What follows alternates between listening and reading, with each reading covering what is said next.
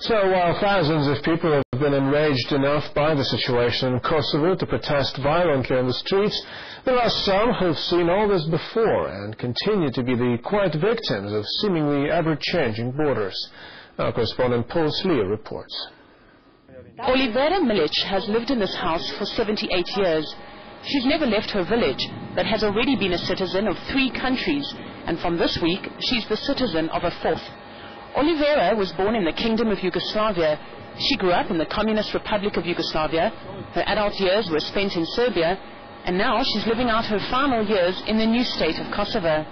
She has to work in the field as hard as she did as a young girl, because it's not clear which country is responsible for paying her pension. I lived my whole life in Serbia. They tell me my house is the first house on the new border, but for me, in my heart, I will always be in Serbia.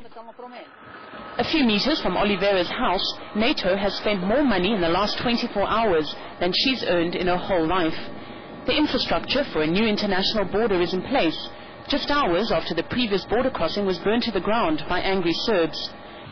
I'm standing on the border. The village that you see behind me is part of this new country called Kosovo, but its cemetery, which is just a few minutes walk away, is now part of Serbia.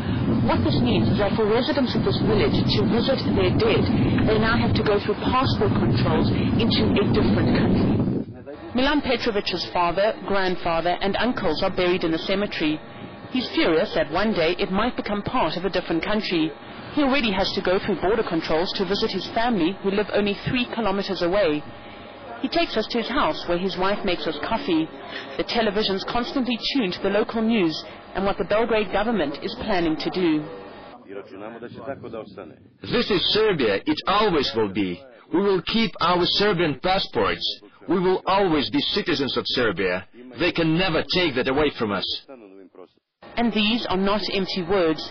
Neither checkpoints nor NATO troops can touch the soul of the people who live here. Paul Slier, Russia Today, on the new Serbia-Kosovo border.